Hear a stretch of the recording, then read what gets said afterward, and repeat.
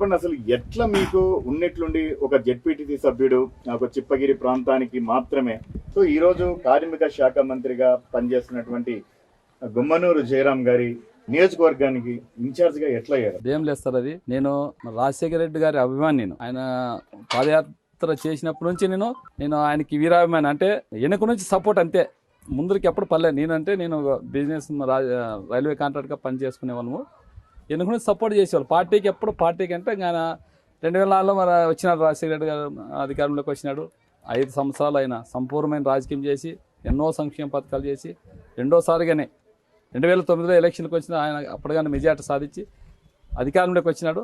అధికారంలోకి వచ్చినాక తర్వాత ఆయన మా దురదృష్టం 2009లోన ఆయన చనిపోవడం జరిగింది. ఆయన పోయినప్పటి నుంచి బాధలో ఉన్నాం, మేము చాలా బాధలో ఉన్నాము. మా బాధ తీర్చేవాడు ఎవరా అనుకుంటుంటే అంతలేక ఆయన తనయుడు ఆ రాజశేఖర రూపంలోనే వచ్చినాడు. వచ్చి నల్లకాలువ దగ్గర వచ్చి మాట ఇచ్చినాడు. నేను అంటే ఆయన కోసము ఎంతోమంది 690 మంది దాదాపు చనిపోయినారు, ఆత్మహత్యలు చేసుకున్నారు. అంటే ఆ మహానుభావుడు చనిపోయినాడని. అప్పటి నుంచి ఆయన నల్లకాలువలో నేను ప్రతి ఒక్కరిని కలుస్తాను, నేను ప్రతి ఒక్కరిని ఓదార్పు చేసి వాళ్ళ కుటుంబాన్ని కలుస్తానే విధంగా ఆయన మాట ఇచ్చినాడు ఆ రోజు మన జగనన్న. ఆ రోజు నుంచి మేము ఆయనకు తోడుగా, అంటే నేను ఎప్పుడో ముందుకు పోయిన లేవాడు కాదు, నేను వెనుక నుంచి సపోర్ట్ చేసేవాడు. అంటే నాకు ఎందుకంటే పదవుల మీద అంటే అంత వ్యామోహం లేదు నాకు. చాలామంది నాకు 2006లో సర్పంచ్కి మన 6లో కానీ జెడ్పీటీసీ కానీ పెట్టుకోమన్నారు నన్ను. నాకంటే నేను వెనుక నుంచి చేసేవాడు, వెనక సపోర్ట్ చేసేవాడు అంతే. నేను ఏమన్నా కానీ ఖర్చు పెట్టి చేసుకుంటూ పోతుండేవాడు. నేను మా ఊర్లో వాళ్ళు కానీ మండల నాయకులు కానీ చాలామంది చెప్పినా కానీ నాకు అంత ఇంట్రెస్ట్ లేదు నాకు పదవులు అంటే. రాజకీయం అంటే పిచ్చి ప్రేమ, వాళ్ళంటే వాళ్ళ కుటుంబం అంటే నాకేమంత లేని ప్రేమ. జగనన్న ఎక్కడ పోతే అక్కడ పోయేవాడు. నేను అక్కడ శ్రీకాకుళం కానీ పోయినాము, ఆయన వెనక తిరుగుతూనే ఉండేవాడిని. ఆయన వెనక తిరుగుతూ ఉంటే అట్లే సోనియా గాంధీ గారు ఢిల్లీకి పిల్లంపించినారు.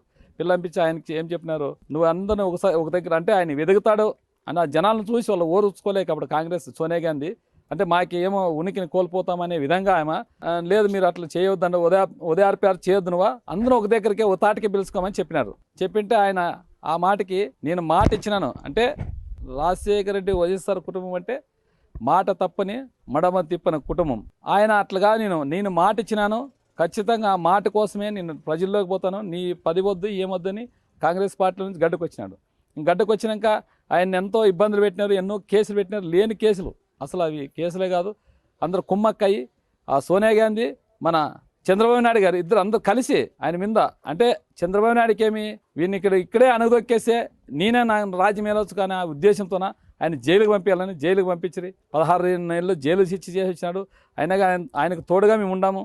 ఏదన్నా మన శర్మిలక్క వచ్చినప్పుడు పాదయాత్ర కానీ పార్టీకి సపోర్ట్కు చేసుకుంటే వెనుక నుంచి ఉండేవాడు. నేను నాకు ముందు ఎప్పుడు పడేవాడిని కానీ 2014లో మా గుమ్మనూరు జయరాం మామ, అతను మామ అవుతాడు మాకి, ఆయనకి సపోర్ట్ చేసి ఆయనకి చేదోడు వేదోడు ఉంటూ ఆయనకి సపోర్ట్ చేస్తూ ఆయనకి మేమంతా వెనుక నుంచి నడిపించుకుంటూ వచ్చినాం. అంటే మన జగనన్న ఎంతో నాకంటే ఎంతో ముఖ్యం. పార్టీకి వీరి సైనికుడిగా నేను పని చేసుకుంటా వచ్చినాను. వచ్చిన తర్వాత 2019లో మనకు అధికారం వచ్చింది. అప్పుడు ఏం చేసినారు, నా వెనుకుండే మా పిల్లలు అందరూ కలిసి ఆయన ఇంకా మనకి అధికారం రాలేదు, ఓటింగ్ అయిపోయింది. 2000 ఏప్రిల్లో 11వ తారీఖు ఓటింగ్ అయిపోయింది. 13వ తారీఖు ఆయన కలిసేకపోయినా ఎవరిని మా జయరాం గారిని కలిసేకపోతే అప్పుడు మా పిల్లలు అందరూ లేదన్నా మా అన్నకు ఒక గిఫ్ట్ ఇవ్వాలన్నారు. ఏం గిఫ్ట్, మీ అన్నను కోరుకోమని ఏం గిఫ్ట్ అని ఇస్తామన్నాడు. అంటే మా అన్నకి వాళ్ళు ఉండి లేదన్నా మాకు ఉందాతనంగా ఉంటుంది, హోదా ఉంటుంది, మాకు జెడ్పీటీసీ చేయాలని కోరినారు ఆయన. ఆయనకుండాలని నేను ఆయన అడిగింది లేదు. సరే మీ అన్న ఒప్పుకుంటే ఇస్తాను పో అన్నాడు. మే నెలలో 23వ తారీఖు అంతా మనకు తెలిసింది 150 సీట్లు మనకు వచ్చినాయి. ఆయనకి మినిస్ట్రీ ఇచ్చినారు. అప్పటి నుంచి అంటే మా నాయన కానీ మా తాతలు కానీ ఎప్పుడు కాంగ్రెస్ ప్రభుత్వమే, ఫస్ట్ నుంచి కాంగ్రెసే. ఎప్పుడు మేము టీడీపీకి ఎప్పుడు పోయలేదు. మేము కాంగ్రెస్ పార్టీని ఇప్పుడు కోట్ల వాళ్ళు ఉన్నారు, కోట్ల సూర్యప్రకాష్ రెడ్డి ఉన్నారు కదా, వాళ్ళకి చేసినాం. 1999 మనకి ఎవరు మన మారేప్ప గారికి చేసినాం. మన నీరజరెడ్డి గారు వచ్చినారు. ఆయన అప్పుడు మాకు వాల్మీకులు అయినా గుమ్మనూరు చేయడం వాల్మీకి అయినా కానీ మేము మా మండలం చేయలే. అంటే మా మండలం నేను ఒకటే లేదు, నా వెనక 2 గుంపు ఉంది. నేను ఒకటంటే నేను ఒకటే కాదు, నా వెనక మన దేగలపాడు చెప్పిగిరంటే ఏదన్నా వాళ్ళు మేము కలిసిమెలిసి చేసేవాళ్ళం. ఒక గ్రూప్ అంతా ఏదన్నా మనం పోవాలన్నా ఎక్కడ రావాలన్నా ఏమైనా చేయాలన్నా కానీ మేమంతా ఒక గ్రూప్తోనే ఉండేవాళ్ళం, ఒక గ్రూప్తో పనిచేసేవాళ్ళం. అప్పుడు నుంచి మనకి ఆయన గుమ్మనూరు జయరాం గారు వచ్చి అడిగినారు మమ్మల్ని, ఆ పెద్ద మనిషిని మా సంజయ్ అన్న ఉండే, ఆయన వచ్చి కాళ్ళకు మొక్కినాడు, నాకు చేయాలన్నా నేను వాల్మీకి కదా అన్నాడు. అయినా కానీ ఆయన లేదప్ప మేము కాంగ్రెస్ పార్టీకి మొక్కి మాకు మాట ఇచ్చినాం, ఆయనకి మేము చేసేది కాంగ్రెస్కే చేస్తాము, రాజశేఖర రెడ్డి మాకు ప్రభుత్వం ఆయన వస్తుంది, మీదే పీఆర్పీ వచ్చేది కదా పోయేది కదా అని చెప్పేసినాడు. ఆయన చెప్తే మేమంతా కలిసి ఆయన పెద్ద ఆయన వెనకాలే మేము పోయినాం.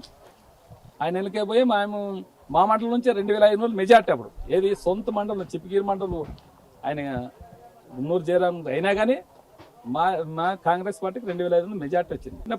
పార్టీకే మేము అంటే మేము పార్టీకి విధేయులం, వ్యక్తి కాదు, పార్టీలకు విధేయం చేసుకుంటూ వచ్చినాం అంతే.